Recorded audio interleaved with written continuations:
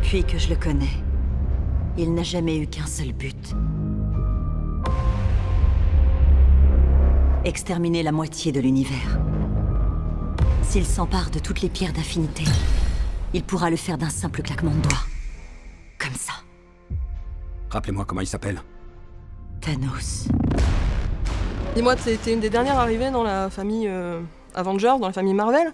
Comment ça se passe quand on débarque comme ça dans une si grande famille qui se connaît finalement depuis une dizaine d'années pour la plupart? Et ça s'est bien passé, surtout parce que j'étais aussi avec les Gardiens de la Galaxie, donc c'était comme notre famille intégrant une autre famille de gens qui se connaissaient déjà. Et puis bonne ambiance, enfin l'ambiance était top, les acteurs étaient tous hyper sympas, hyper faciles de travailler avec eux, simple quoi, très terre à terre et simple.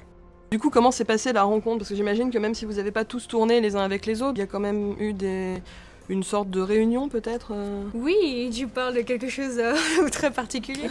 Oui, c'était on a fait un photoshoot pour les 10 ans de Marvel et c'était incroyable. Donc il y avait, je crois, quasiment tous les réalisateurs qui avaient réalisé les films Marvel depuis 10 ans et quasiment tous les acteurs qu'on a vus dans les films Marvel aussi. Donc c'était complètement dingue, on était tous ensemble dans une grande tente, à boire des coups, à manger, à parler, à prendre des photos et tout ça. On était tous fans les uns des autres, donc ça c'était très drôle aussi. On avait un gros livre Marvel et on demandait les uns des signatures et les autres, enfin, et même des gens très connus demandaient des signatures à d'autres gens moins connus. C'était assez marrant. Donc ça se fait aussi entre acteurs, c'est rassurant du coup pour... Ouais, on était un peu tous ploucs et fans, genre, oh, je peux avoir une signature, ok. Tourner avec les frères Rousseau, ça a été quelque chose de différent de tourner vraiment avec James Gunn? Ça a été différent. Bien sûr, c'était un film encore plus... avec un casting encore plus grand. Et donc, pour eux, je pense que c'était plus compliqué d'avoir une connexion immédiate avec les acteurs.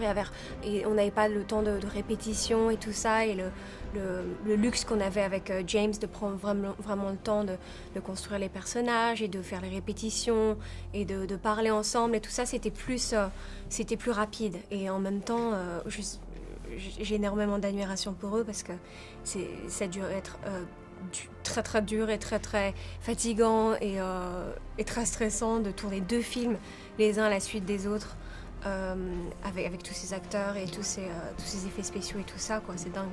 Pour toi, le tournage, il a duré combien de temps pour les 2 Avengers? Oh là là, je me souviens plus, ça s'est étalé sur des mois. Donc j'ai tourné quelques semaines, je me souviens plus exactement quand et pour être honnête avec toi, je me souviens même plus quand on a terminé. Parce qu'on a fait des reshoots à un moment, tu sais, dans les grands films comme ça, on fait toujours des reshoots. Même si le film s'est bien passé, qu'il n'y a pas grand chose à refaire, il y a toujours des petits trucs à changer un petit peu. Pour toi, c'est une super-héroïne, Mantis? Ouais, enfin oui, c'est une super-héroïne. Enfin, c'est un terme assez... le super-héros, c'est un terme où on imagine quelqu'un qui est très fort, qui a des super-pouvoirs et qui, tu vois, qui a des gros muscles et tout ça. Et c'est bien parce qu'on est en train de changer ce fantasme. On est en train de le modifier, d'apporter des touches un peu plus intéressantes. Et notamment dans les personnages féminins, on voit des personnages féminins très différents maintenant. Et quand je vois Shuri dans Black Panther, elle est géniale dedans, elle est drôle, elle est intelligente, et elle dit des choses qu'on n'attend pas du tout. Et quand je vois Valkyrie dans Thor, elle est top aussi, elle est drôle, elle est un peu bourrée, elle s'en fout. Et on a besoin de personnages vraiment différents, féminins comme ça.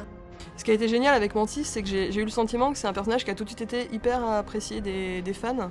Parce que c'est un personnage très touchant, quoi. Oh bah c'est génial quand je vois des petites filles qui s'habillent en Mantis et tout ça, et c'est trop mignon. Ou parfois je rencontre des gens qui me disent qu'ils adorent le personnage parce que elle est différente des autres et parce qu'elle est parfois un peu plus mal dans sa peau, elle n'a pas vraiment confiance en elle et ils sont un peu comme ça aussi. Ou parfois il y a des gens qui viennent me voir et qui me disent « Oh, mon amie est autiste et elle se reconnaît dans le personnage parce que Mantis est un peu dans son propre monde, elle n'arrive pas vraiment à communiquer avec d'autres personnes et ça me touche. » De l'amour. Oui, c'est vrai, je ressens un amour désintéressé pour tout le monde, ou presque. Non, un amour sexuel. Mais non, pas du tout. Pour elle. Non. Elle vient de dire à tout le monde le plus secret de tous les secrets.